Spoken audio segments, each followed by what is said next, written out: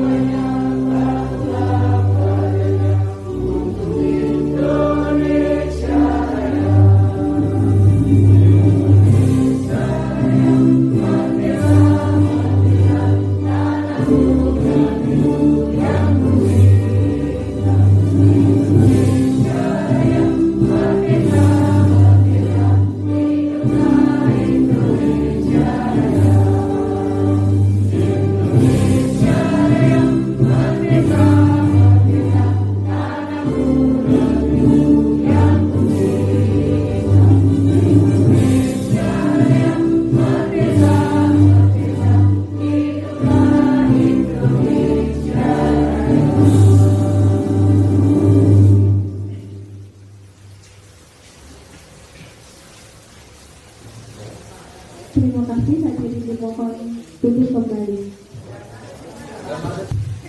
Bapak Ibu yang kami hormati, acara selanjutnya itu sambutan-sambutan. Sambutan yang pertama akan disampaikan oleh Bapak Ketua KKD Depsika, yaitu Bapak Saiful. Kepada beliau kami persilakan. Assalamualaikum warahmatullahi wabarakatuh. Bismillahirrahmanirrahim. Alhamdulillahirrahmanirrahim. Assalamualaikum warahmatullahi wabarakatuh.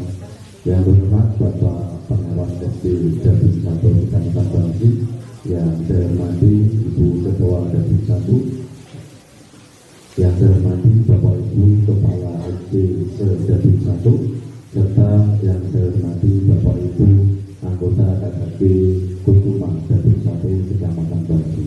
Bersyukur mari kita berikan kepada Allah Subhanahu wa taala yang telah melimpahkan rahmat-Nya sehingga pada kesempatan ini kita bisa bertemu untuk mengawali kegiatan KKB di tahun 2023. Salawat salam dihaturkan ke teman beliau Nabi Muhammad SAW dan seluruh beserta-nya. Bapak Ibu yang saya hormati, mohon izin untuk menyampaikan beberapa hal yang perlu kami sampaikan. Pemateri atau pemandu untuk tahun ini nanti kita mulai ya, selain pemandu yang sudah ada, maka nanti harapan kami akan mencoba untuk memberdayakan pemandu guru kelas sesuai dengan susunan pemandu guru kelas yang sudah ada ya. Nanti kita upayakan bisa diberdayakan, yaitu untuk guru kelas 1 Ibu Muhibatun, guru kelas 2 Ibu Siti Zuleha, guru kelas 3 Ibu Nurun Nasihah, guru kelas 4 Ibu Laisatina, guru kelas 5 Bapak Yanto Aris Munandar, dan guru kelas 6 Ibu Dian Andaryana. Ini harapan kami nanti bisa kita berdayakan sehingga nanti pertemuan KKB tidak diisi oleh pemandu yang itu terus. Ini juga untuk kita persiapkan kaderisasi, karena kami yakin Bapak Ibu guru ini untuk materi saya yakin juga sudah menguasai, maka perlu kita berikan kepada untuk Bapak Ibu guru bisa menularkan kepada yang lain. Kemudian harapan kami juga nanti setiap kegiatan KKB yang kita laksanakan betul-betul dapat diikuti oleh Bapak Ibu guru, sehingga setiap KKB daftar dari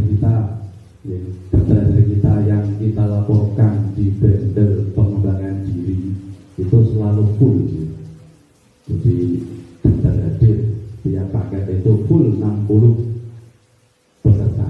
Maka harapan kami nanti di pelaksanaan KKB juga bisa full sesuai dengan daftar hadir yang tertera. Sehingga nanti kewajiban dan hak kita bisa kita laksanakan dengan seimbang.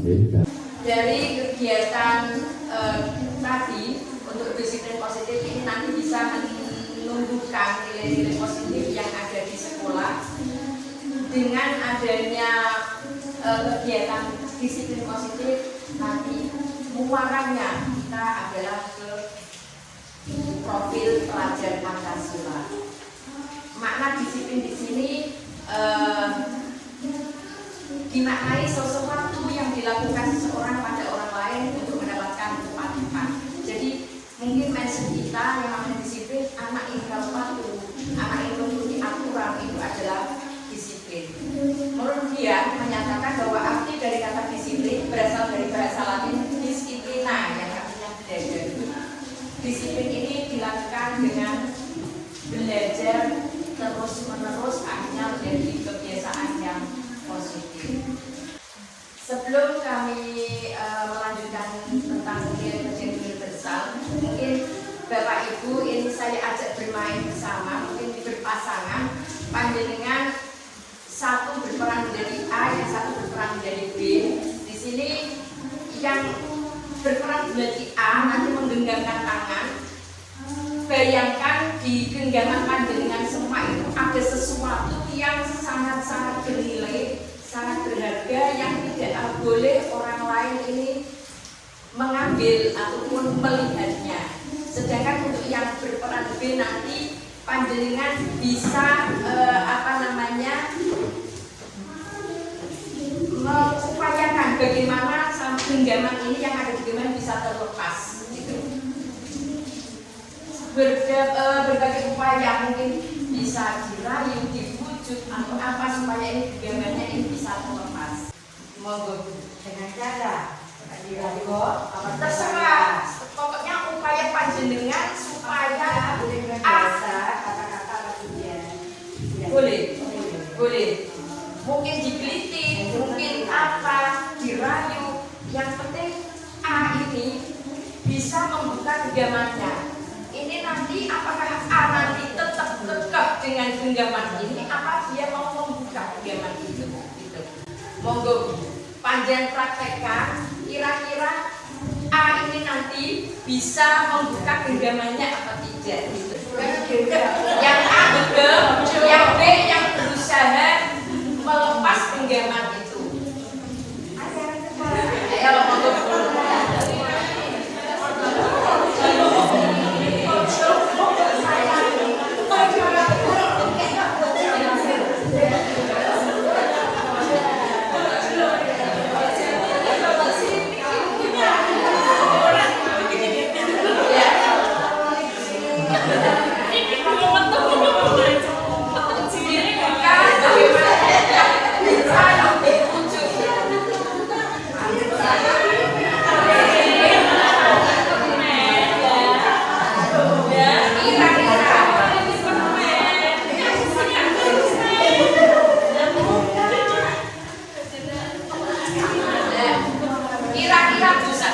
Panjenengan yang punya itu tadi, barang yang berada tadi dirayu dengan temannya, pengen lebih misalnya apakah sebagai siswa kan? Sebagai siswa boleh, sebagai diri kita sendiri juga boleh. Beda. Kalau kita sebagai siswa, kemampuan kita ya seperti siswa seperti tadi. Ya. Ya.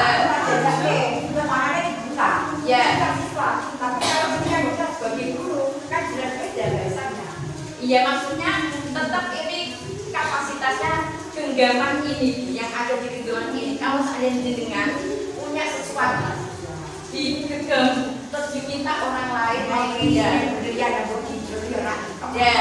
Dan monggo gitu maksudnya seperti itu. Monggo kira-kira yang menjadi A kira-kira mau membuka genggaman ini apa tidak?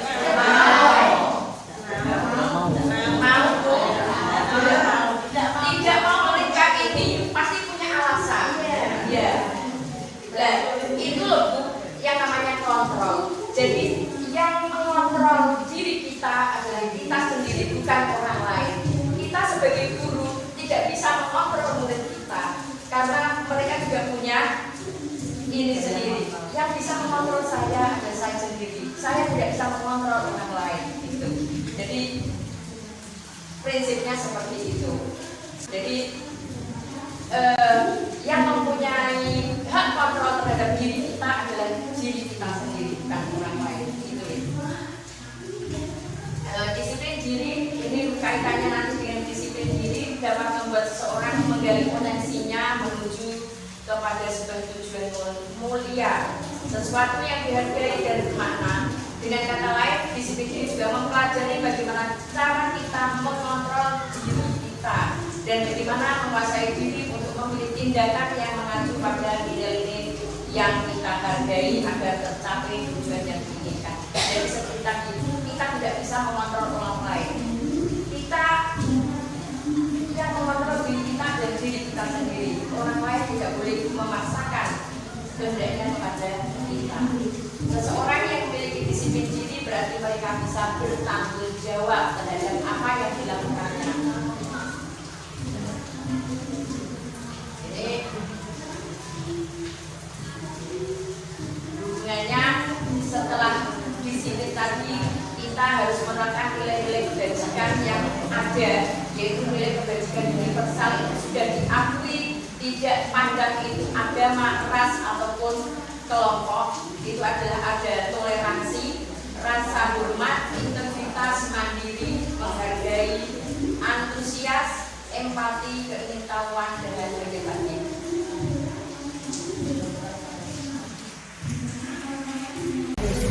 Motivasi manusia melakukan sesuatu itu ada tiga, yaitu yang pertama untuk menghindari ketidaknyamanan atau hukuman. Di sini menghindari ketidaknyamanan, misalnya aku kalau tidak melakukan yang diperintahkan, maka saya nanti akan mendapatkan hukuman. Ini adalah motivasi perilaku manusia untuk melakukan sesuatu. menghindari ketidaknyamanan. Yang kedua, untuk mendapatkan imbalan atau penghargaan dari orang lain. Jika aku melakukan perbuatan ini, apa nanti yang saya dapatkan? Jadi imbalannya apa? Yang ketiga, untuk menjadi orang yang mereka inginkan dan menghargai diri sendiri dengan nilai yang mereka percaya. Memang saya harus melakukan ini. Kalau saya tidak melakukannya, nanti saya akan mendapatkan apa? Ini adalah motivasi dari seseorang untuk melakukan sesuatu. Sebelum kita membahas tentang hukuman, konsekuensi, maupun restitusi, monggo panjenengan perhatikan nomor 1 sampai nomor 5. Mencatat 100 kali di dalam buku dia kata saya tidak akan terlambat lagi karena terlambat ke sekolah. Ada anak yang terlambat sekolah, terus diberi tugas dari gurunya itu, saya mencatat saya tidak akan terlambat lagi. Menurut panjenengan semua, ini hukuman atau konsekuensi?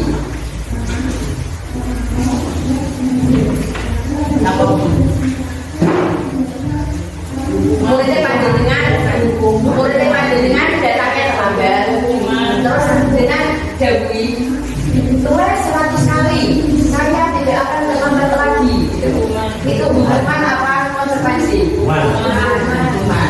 Yang kedua, lari melalui lapangan basket 2 kali karena terlambat dari sekolah. Hukuman. Yang ketiga, membersihkan coretan yang dibuatnya di meja tulis. Konsekuensi. Berdiri di depan kelas sambil mengangkat kaki satu karena tidak bisa ada pertanyaan. Hukuman. 5. Menggantikan kertas tugas teman yang telah dicoret-coret. 6. Lari melintasi lapangan basket 2 kali karena terlambat 10 menit menjawab kanan. Panjenengan sudah paham semua bahwa yang namanya hukuman itu biasanya berhubungan dengan bersifat ini untuk menyakiti Allah, ya, bersifat untuk menyakiti baik itu fisik maupun psikis, kan? Kalau ini lari-lari mengelilingi lapangan basket, otomatis itu fisik. Terus biasanya kalau hukuman itu juga sifatnya langsung yang diberikan dari guru, itu hukuman. Tiba-tiba diberikan karena terlambat terus diberi itu hukuman. Sifatnya juga satu arah dari guru langsung diberikan kepada yang melakukan kesalahan itu. Efeknya lama, walaupun menurut di lapangan kelihatannya setelah diberi hukuman anaknya jeda, tapi efek kedepannya mungkin si anak menjadi denda. Anakku dikait itu SD, dua minta ampun misalnya itu. Ini efek ini loh yang sampai lama. Jadi hukuman ini tidak efektif karena berdampak yang lama. Kalau restitusi, konsekuensi, kalau konsekuensi itu kita mengenal pepatah sopo lanjut, sopo hidup. Siapa yang menanam, dia yang menuai. Kalau konsekuensi seperti itu. Jadi akibat yang diterima setelah melakukan sesuatu.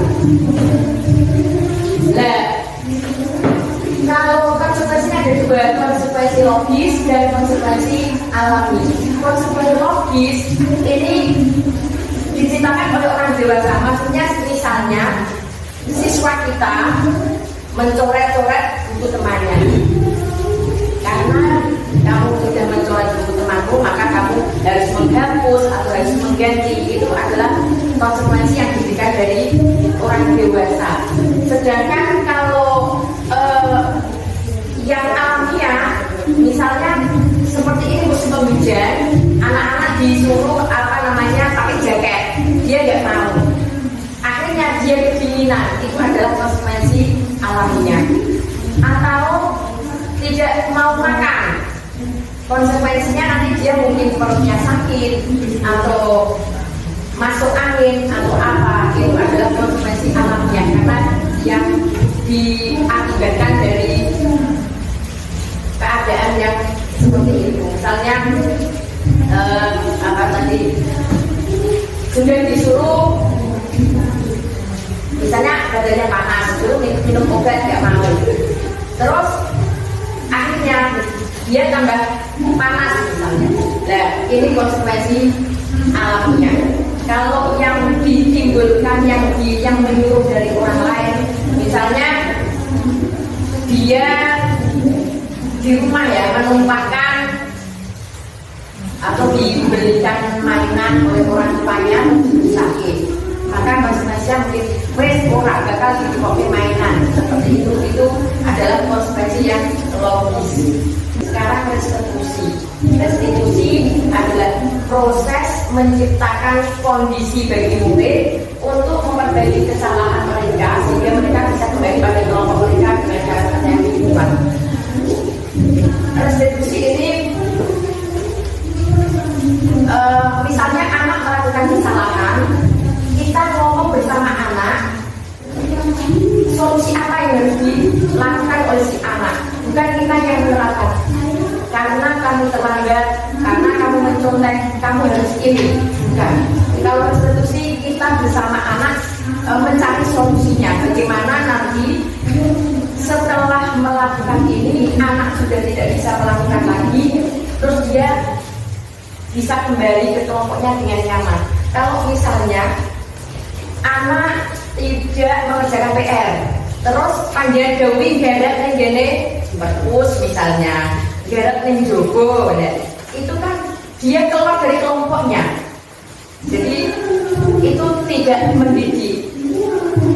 Misalnya lagi anak terlambat ke sekolah, terus akhirnya wes kamu terlambat seperempat jam, kamu di luar seperempat jam, nanti kalau sudah belum masuk misalnya seperti itu. Ini tidak, itu masuk dari yang dukungan tadi. Ini restitusi itu kita bersama dengan siswa diajak menentukan solusinya nanti apa. Ini kemarin saya sudah menentukan segitiga restitusi. Anak yang sering jalan-jalan gitu dalam kelas dengan yang suka nyontek. Saya tanya, kenapa kok sering muter-muter? Katanya ingin main, dia ingin main. Apakah itu sesuai dengan kesepakatan yang ada di kelas? Kita itu punya kesepakatan kelas ya. Panjenengan pada awal-awal masuk itu sudah ada kesepakatan kelas yang disepakati bersama. Dan kesepakatan ini kita jadikan keyakinan kelas. Kalau keyakinan kelas ini sudah diterapkan, anak-anak ini bisa mengikuti, bisa menghargai keyakinan itu. Pada saat panjenengan awal membuat keyakinan kelas kesepakatan ya, asalnya dari kesepakatan itu tidak boleh berbicara pada saat pelajaran, terus lagi tidak boleh jalan-jalan, tidak boleh apa. Ini nanti dijadikan satu, misalnya yang tidak boleh berjalan-jalan, terus tidak boleh bermain saat pelajaran, terus tidak boleh rotean misalnya. Kadang kan anak sesuai bahasa anak, karena kita ini kurikulum merdeka kan bahasa Jawa juga kita terima gitu. Itu kita jadikan satu, saling menghargai. Jadi kalau saling menghargai, guru menerangkan berarti anak mendengarkan. Kalau guru memberi pelajaran, anak mungkin menulis. Ini adalah langsung jadi satu, saling menghargai. Itu untuk keyakinan kelasnya. Jadi pada saat anak ditemukan dengan gurunya, masih ingat keyakinan kelas kita masih apa itu? Dia menyebutkan keyakinan kelas yang sudah disepakati. Oh ini, kalau kamu seperti ini, apakah itu sesuai dengan keyakinan kelas kita? Dia pasti jawab tidak sesuai. Kalau tidak sesuai dengan keyakinan kelas kita, terus apa yang harus kita lakukan?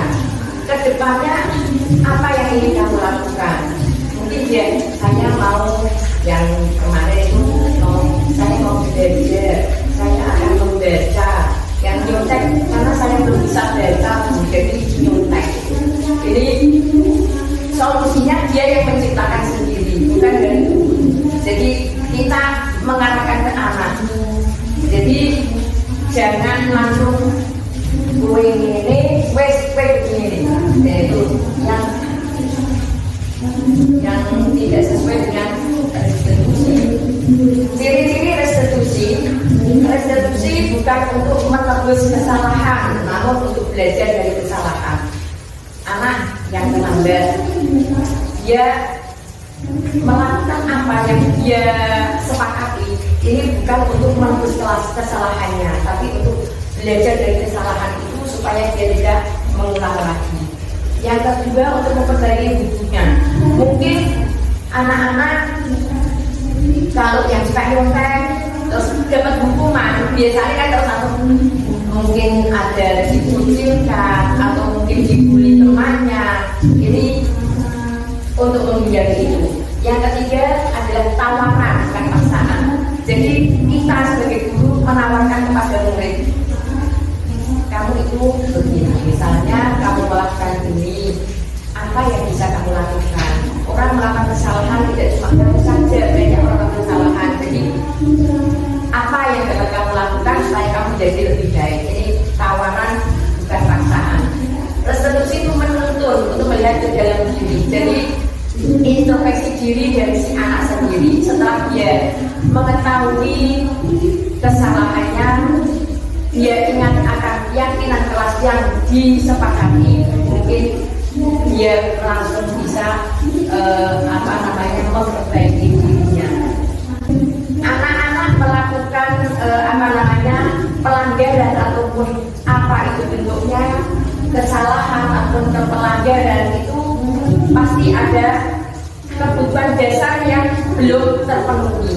Kebutuhan dasar manusia yang pertama yaitu bertahan hidup, yang kedua kasih sayang dan rasa diterima, yang ketiga kebebasan, ketiga kesenangan, yang keempat penguasaan. Bertahan hidup ini meliputi makan, minum, tempat tinggal,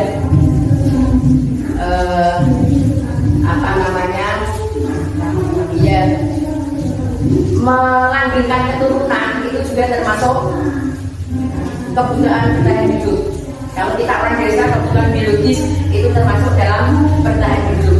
Yang kebutuhan tentang kasih sayang yang dari rasa diterima di anggotanya, di kelompoknya, itu ada disayangi, diterima.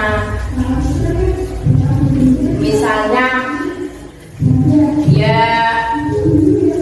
di rumah kurang perhatian dan kurang apa terus di sekolah suka usil dengan temannya, itu kita tidak bisa langsung membuat kesimpulan oh anak ini karena ini, mungkin ada latar belakang yang melatar belakangi dia untuk hal itu. Jadinya kita perlu memang tadi restitusi itu. Misalnya dicontohkan ini ada anak yang suka ngambil bekal makanan temannya. Ini panjenengan tidak bisa langsung menyimpulkan oh ini dia tidak menerima kebutuhan tapi yang bertahan hidup. Mungkin si anak ini kalau ditanya kenapa kamu mengambil makanan temanmu, kalau jawaban dia itu karena dia itu belum sarapan, orang tua saya belum masak karena berangkat kerja pagi-pagi, itu mungkin memang kebutuhannya untuk bertahan hidup. Kalau dia alasannya karena aku seneng kok temanku itu kalau makanan tak ambil, terus dia marah-marah, bentuknya kalau dia marah itu lucu sekali misalnya seperti itu adalah hubungannya nanti karena dia membutuhkan kesenangan. Kalau dia ditanya itu karena aku suka temanku makanannya macam-macam, kalau di rumah aku suka sarapannya cuma sama dedek, sama tahu tempe misalnya, itu ke kasih sayang, karena dia butuh kasih sayang. Walaupun di rumah sudah sarapan, tapi temannya masih bawa nasi kuning, ada yang kadang bawa mie, burger atau apa, itu dia milik diambil. Itu karena dia ingin kasih sayang seperti teman-temannya diberi makanan, diberi bekal yang bermacam-macam. Tidak seperti dia yang setiap hari lauknya cuma tahu tempe. Kalau tahu tempe ya tempe digoreng terus, tidak ada variasi. Mungkin olahan tempe kan banyak sekali, tapi orang tuanya mungkin kesibukannya entah apa dibuat digoreng terus. Jadi membuat anak jenuh. Itu namanya kasih sayang, dia butuh kasih sayang. Kalau yang kebebasan, misalnya pada saat pelajaran, pasti ya di manapun berada kayaknya ada yang gitu ya, ada ya. Di tempat saya ada itu satu anak, ada pada pelajaran ada takbiran, perut sama klopek-klopek gitu.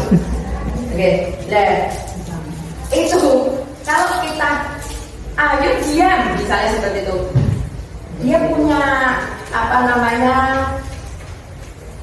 keinginan yang tidak terpenuhi, kebutuhan yang tidak terpenuhi, yaitu kebutuhan tentang kebebasan itu.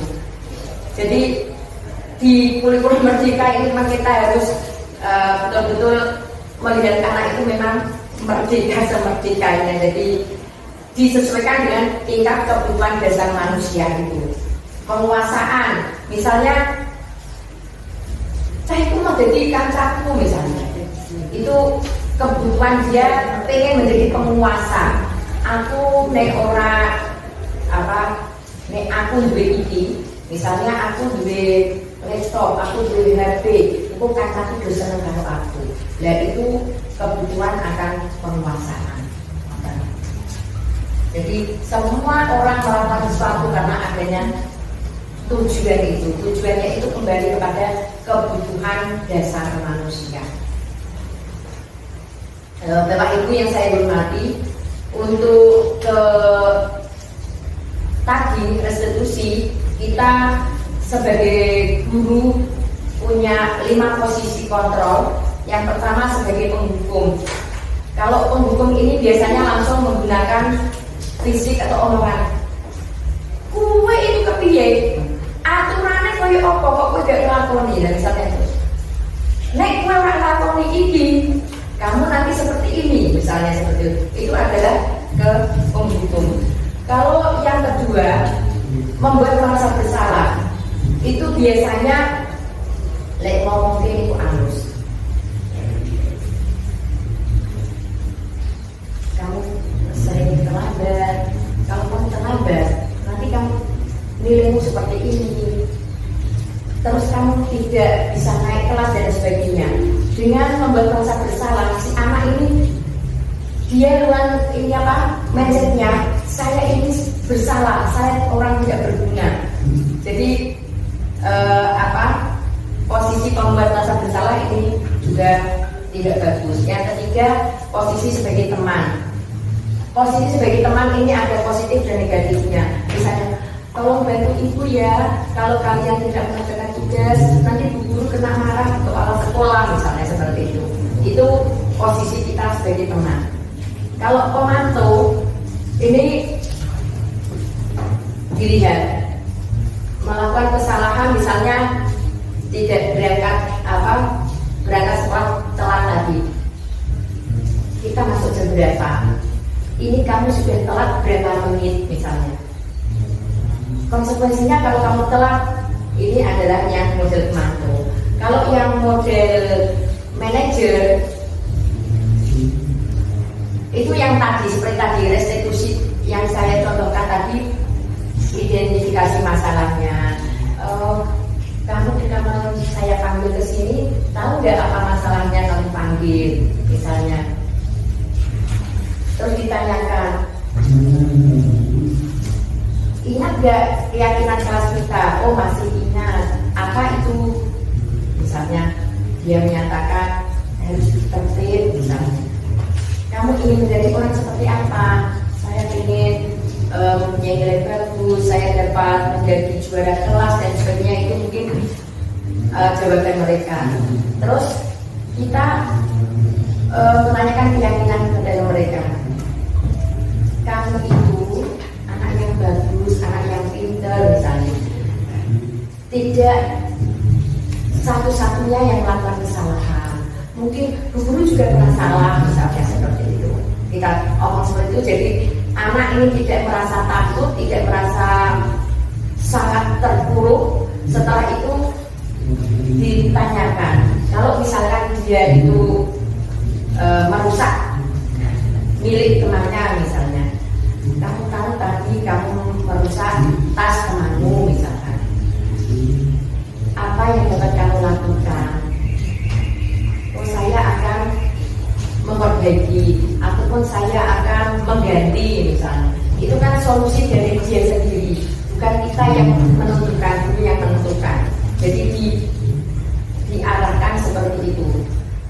Kalau kejadiannya atau kegiatan kita sehari-hari untuk menangani masalah anak seperti itu, anak merasa tidak ditekan, jadi dia merasa bersama-sama menggali permasalahan dan mencari solusi bersama. Jadi anak sendiri yang mencari solusi, bukan kita dikte. Selama ini mungkin kita sebagai penghubung ya, kayak kita sering kita melakukannya sebagai penghubung. Jadi begitu anak salah terus langsung, weh gitu ngelakuin kesalahan, weh ujung ini misalnya gitu. Mungkin selama ini kita memang mindset kita seperti itu. Jadi nanti ke depan mohon kita bersama-sama menerapkan diri untuk kebaikan kita bersama. Demikian paparan saya hari ini. Kalau ada mungkin kita bisa tanya jawab, maupun kalau nanti saya kesulitan untuk menjawab, mungkin nanti bisa PR, pertanyaan jawabannya PR. Insya Allah kita bisa sesi. Saya terima kasih atas waktunya. Ini adalah ruang untuk berdiskusi ya. Saya barangkali teman-teman yang ada di sini juga mengalami di dalam kelas itu kadang-kadang meskipun hanya satu anak itu kan ada anak yang sangat luar biasa ya, sangat luar biasa dalam arti kebandelannya, kalau sekarang dikatakan nakalnya. Karena sejak saya jadi guru sejak tahun 86 itu saya mengajar kelas atas terus, jadi di kelas saya. Sehingga saya yang tahun ini mengalami perpindahan, saya mengajar kelas 3. Ya memang diuji kesabaran saya, karena kelas 3 itu memang harus super sabar. Ya. Yang saya tanyakan, meskipun di kelas atas itu kadang ada anak yang notabene seperti itu, tapi anak gede kan mudah diarahkan dan diajak komunikasi.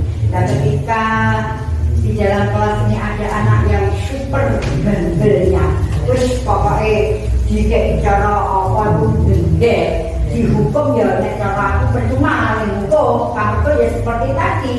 Barangkali dia malah itu ada rasa dendam, jika sebenarnya mengatakan dia mau mungkin malah senang.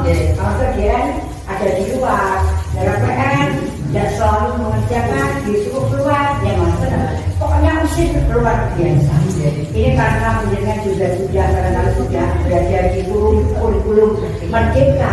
Bagaimana cara mengatasi anak yang super power di dalam kelas ini untuk tidak tingkat kecerdasannya, tetapi super dalam aktivitasnya. Tetapi anak ini tidak anak tergolong anak pintar, tetapi boleh dikatakan anak yang menengah ke bawah. Kalau anak yang aktif, super, tetapi dia pintar, cara makan dengan tugas-tugas yang lain. Tetapi karena dia memang boleh katakan menengah ke bawah, bagaimana menurut barangkali penjelasan tidak menemukan sebagainya.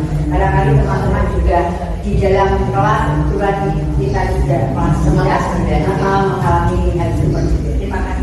Terima kasih buat pengalaman untuk anak yang mobil seperti itu. Memang saya juga punya yang seperti itu, muter, kelobekan dan sebagainya. Biasanya memang yang seperti itu ya, yang seperti itu memang yang menengah ke bawah memang seperti itu. Kalau yang menengah ke atas dia fokus. Kalau yang menengah ke bawah memang seperti itu. Jadi kita memang harus menelusuri kebutuhan apa yang kurang dari dia itu. Dia pasti melakukan itu ada tujuannya. Memang harus dipanggil itu. Sekali tempo panjenengan jemputnya tetap.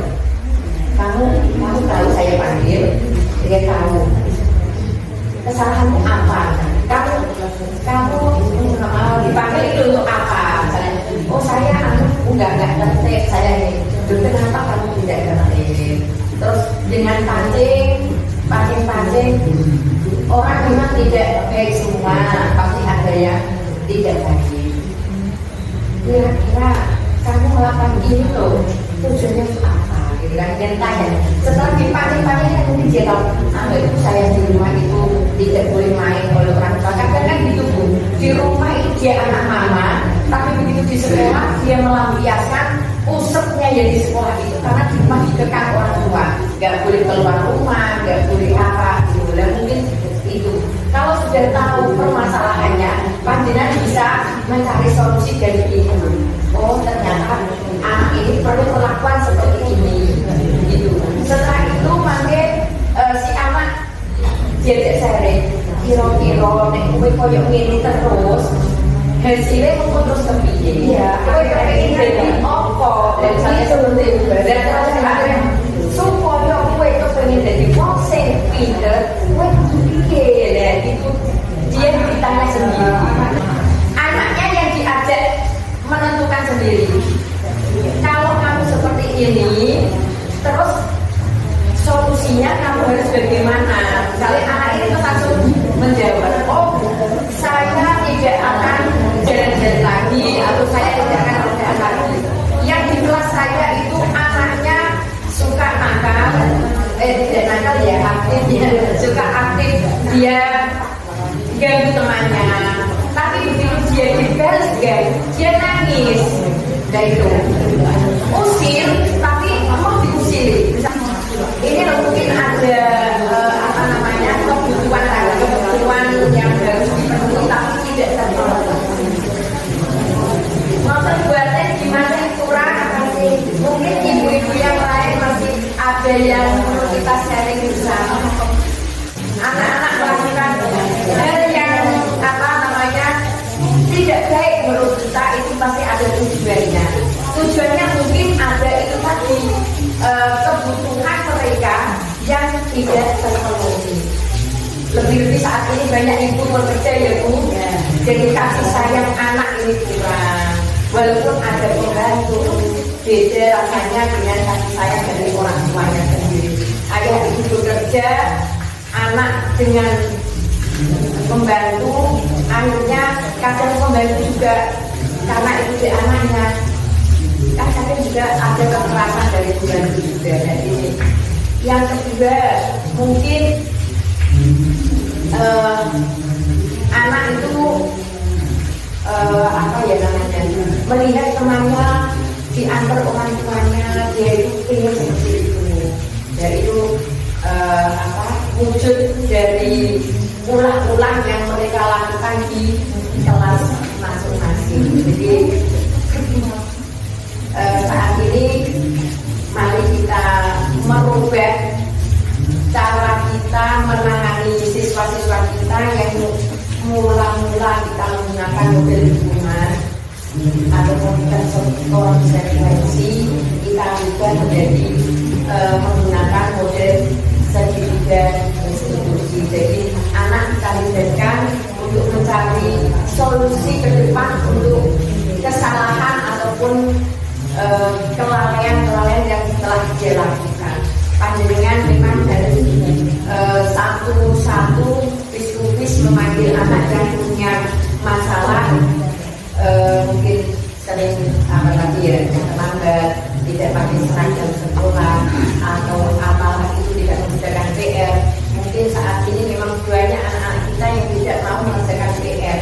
Ini mungkin karena orang tua yang terlalu sibuk atau orang tuanya yang masa bodoh dengan pendidikan anaknya. Lalu kalau saya seandainya anak-anak ini mulai gaduh, mulai sudah jenuh atau apa, maka saya speaking ya, mungkin kadang saya pakai kemudian atau kadang saya cerita tapi nanti anak menirukan. Misalnya kalau kecil itu membuat lingkaran justru lingkaran besar, jadi dia konsentrasi. Kalau tidak coba sampai tangan ini. Kadang saya juga kecil gitu, jadi anak dia nanti bisa pembelajaran kembali. Ini untuk mengantisipasi anak-anak yang memang anak kadang kan jenuh, lebih-lebih anak kelas 1 itu yang memang masa-masa taraf bermain, ini memang perlu banyak permainan. Jadi perlu dikasih speaking kayak gitu. Jadi biar mereka kembali bersemangat. Masa itu mohon maaf jika dalam penyampaian masih banyak kekurangan, masih belum bisa maksimal. Saya menerima mohon maaf yang sebesar-besarnya. Buat saya atas seperti yang disampaikan Bu tadi Bu Ketua Jadi, monggo panjenengan semua masih muda-muda ikut program pendidikan CGB tahun 2019. Kalau ini saya wis tuwa ngeten iki kegiatannya tidak mengganggu proses pembelajaran panjenengan di sekolah. Karena misalnya ada Zoom, ada apa dilaksanakan jam 1. Jadi setelah itu panjenengan ngasto ke kelas. Terus lagi itu loh.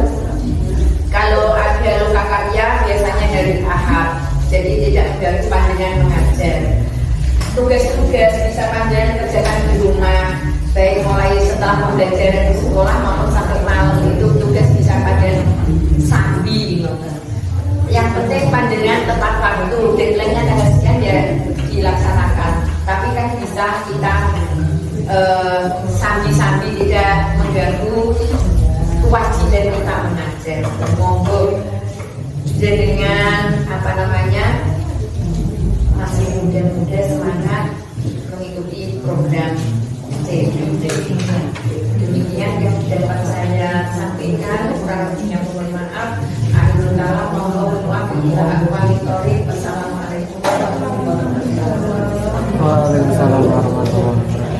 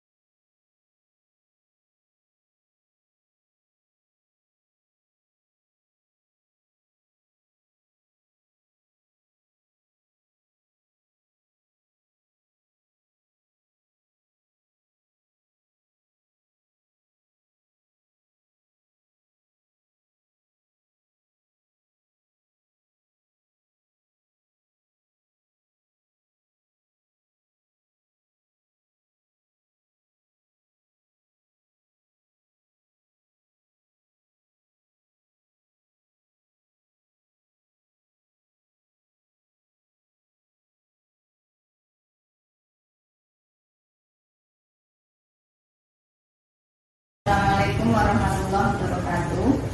Setelah mengikuti diseminasi tentang budaya positif yang dipaparkan oleh Ibu Muhib,